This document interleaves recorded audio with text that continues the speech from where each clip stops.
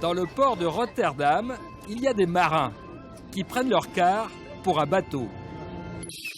Le plus dur est d'accepter l'idée de passer de la terre à l'eau. Le car amphibie du premier port d'Europe prépare les habitants à une révolution culturelle. Demain, ils devront vivre et travailler sur l'eau. Des fleurs pour un colloque d'architectes hollandais. Voilà le pavillon flottant de Rotterdam. C'est le plus grand immeuble flottant du port. Venez, soyez les bienvenus. La ville a investi 4 millions d'euros pour prouver qu'on peut travailler dans des locaux flottants. Rotterdam est construit en grande partie en dessous du niveau de la mer. Le port est très vulnérable. Alors la ville a financé cette salle de conférence pour montrer à tous qu'il est possible de s'adapter au climat et de vivre sur l'eau. Mais nous ne craignons pas l'eau. Les Hollandais n'ont jamais peur de l'eau. Même pas peur les Hollandais, tant qu'ils se sentent en sécurité. Il suffit de descendre le Rhin jusqu'à son embouchure. Le port de Rotterdam et son million d'habitants sont protégés des tempêtes de la mer du Nord par un énorme brise-lames. 2 portes mobiles de 22 mètres de haut qui doivent se fermer automatiquement quand le niveau de la mer monte de 3 mètres. Ce n'est arrivé qu'une fois en 18 ans. Aujourd'hui, jour de l'exercice annuel de fermeture et surprise, il attire des milliers de riverains. Ils vont attendre tout l'après-midi pour voir si la barrière fonctionne. Tamara commence à s'inquiéter de la montée des eaux. Elle a 30 ans et la vie devant elle. À vrai dire, je ne sais plus qui croire. Ça fait des années qu'on nous affirme que la calotte polaire fond. Mais moi, à mon niveau, je n'arrive pas à savoir si ça va vraiment plus vite aujourd'hui et quand ça va arriver chez nous. Ça me préoccupe, mais je n'en suis pas encore à aller me réfugier en France dans les Pyrénées. Oui, les portes ferment. Rotterdam est protégé, mais pour combien d'années ? Ce barrage a été surdimensionné lors de sa conception. Les portes peuvent résister aux plus fortes tempêtes connues. Il devrait être suffisant pour les 10 prochaines années. Mais actuellement, nous étudions comment faire évoluer notre programme national de protection des côtes, le plan Delta pour les 100 prochaines années. Le plan Delta. Depuis 30 ans, il protège la Hollande de la mer du Nord par 18 000 km de digues et barrages. La moitié du pays vit en dessous du niveau de la mer et elle ne veut plus jamais revoir la catastrophe de 1953. En une tempête, 1800 noyés et 80 000 sans-abri. Le nouveau plan Delta provisionne 20 milliards d'euros jusqu'en 2050 pour surélever au moins 200 digues et barrières. Mais à Rotterdam, des voix s'élèvent et proposent une approche différente. Jouer avec l'eau. Koen Olthuis est l'un des architectes les plus brillants des Pays-Bas. On le trouve visionnaire, voire gourou.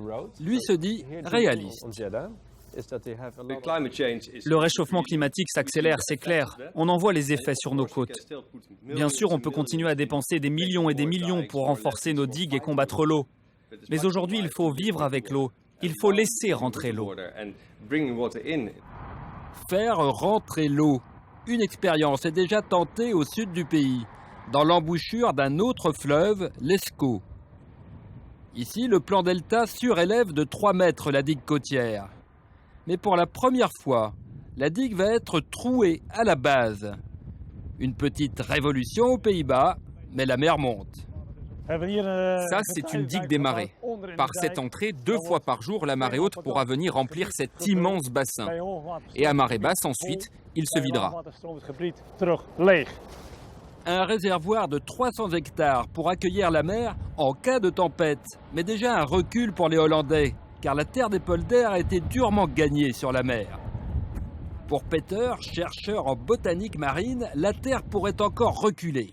Il nous emmène voir un des rares présalés du littoral. Une végétation qu'il voudrait étendre sur toute la côte. On pourrait utiliser les écosystèmes, comme les présalés par exemple, comme une partie de la défense contre la mer. Donc ce qu'on voudrait, c'est replacer les digues plus à l'intérieur et utiliser un certain espace pour absorber une certaine énergie de l'eau et comme ça protéger les digues aussi.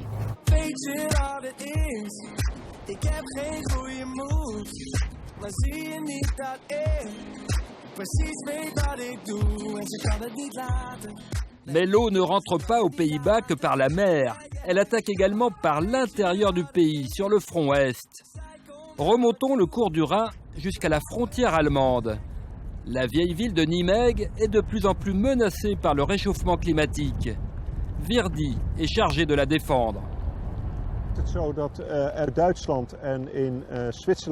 Imaginez les milliers de mètres cubes d'eau qui déboulent ici au printemps, avec la fonte des glaciers dans les montagnes de Suisse et d'Allemagne. Ici, en février, on est submergé. Il y a de l'eau au moins jusqu'ici. Et pour Verdi également, il faut maintenant laisser rentrer l'eau. Relever les digues serait vain. Ici, vous avez le Rhin qui évacue l'eau vers la mer depuis des siècles. Et là, vous avez la digue qui protège la ville. Ce que nous faisons, c'est repousser cette digue de 350 mètres. Un chantier pharaonique. Les Pays-Bas doublent et quelquefois triplent la largeur du lit de tout leur fleuve. Bien sûr, sur l'ancienne digue, il y avait des maisons. 50 ont été rasées. Sur ce tas de terre, il y avait celle de Franck et Monique. Bon, ça devenait vraiment dangereux. L'eau arrivait au ras de la digue et menaçait la maison. J'ai pleuré, mais ce n'est pas une solution. Alors Monique a fait reconstruire, toujours sur le Rhin, mais sur pilotis. On ne sait jamais. D'autant que Monique trouve qu'il pleut de plus en plus souvent aux Pays-Bas. Koen, notre architecte, propose lui une autre solution. Il est temps de passer aux maisons flottantes. Il a mis au point un petit modèle. On s'attend à une variation de 3 à 4 mètres du niveau de l'eau.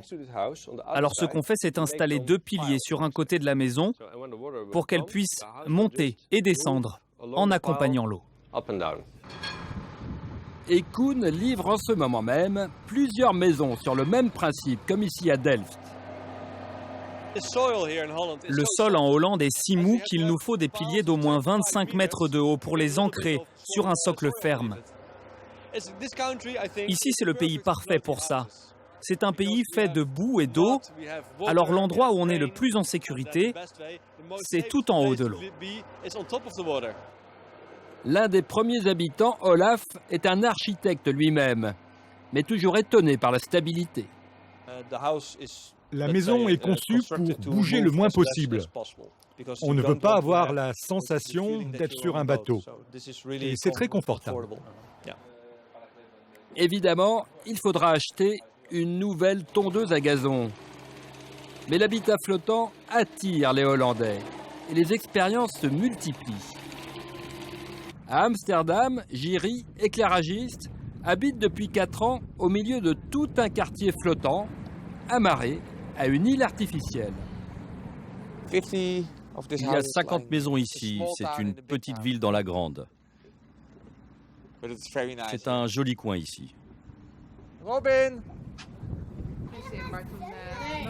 La convivialité d'un port, mais avec de vraies maisons. Frida, la compagne de Jiri, nuance. Les maisons sont amarrées par 3. Alors, si le voisin amène un piano, votre maison penche. Ce qu'on essaie, c'est d'avoir quand même un peu de verdure. Vous voyez là, j'ai quelques petites tomates, betteraves et des framboises. Ici, vous pouvez acheter l'eau comme si c'était un terrain. C'est normal à Amsterdam. Vous achetez l'eau et vous mettez votre maison dessus. Sur l'eau, vous pouvez avoir des immeubles un peu partout. Et on peut s'étendre. On peut déplacer les maisons. Alors qu'à terre, on ne peut plus s'étendre. On peut construire en hauteur, faire des immeubles plus hauts, des tours, mais pas plus. Sur l'eau, il n'y a pas de limite d'espace, donc maintenant il ne faut plus aller vers le haut, mais vers l'eau. Ouvert à la vente à Amsterdam, un immeuble flottant de 110 appartements, Koen en a déjà vendu 20. Et le cabinet de l'architecte exporte des projets dans le monde entier. Des villes, des ports, et pour le désert, des îles flottantes.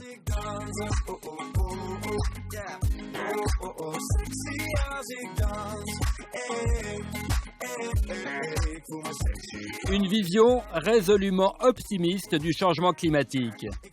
Et pour Koen, un message de la Hollande à Hollande, François, à l'occasion de la COP21. Le travail des hommes politiques, c'est d'assurer la sécurité des populations. Mais ils doivent présenter le réchauffement comme une chance, non comme une menace. Et là, nos villes seront belles. Et des villes prêtes à affronter le déluge, prédit par les religieux traditionalistes. À Dordrecht, sur la Meuse, Johan, un entrepreneur, a fait bâtir une arche de Noé, aux dimensions exactes décrites dans la Bible. L'attraction plaît beaucoup aux enfants, mais Johan, lui, veut tirer le signal d'alarme du changement climatique et appeler les Hollandais à changer leur comportement au repentir, avant le châtiment. Si nous n'arrêtons pas nos péchés, Dieu va dire « Ok, alors moi aussi, j'arrête de vous protéger. » Et là, il y aura le déluge. Mais l'arche va devoir appareiller bien avant le déluge, dès la fin janvier. Car la ville de Dordrecht la trouve trop négative. Elle va faire construire ici même de plus petites arches, tout un quartier de maisons flottantes.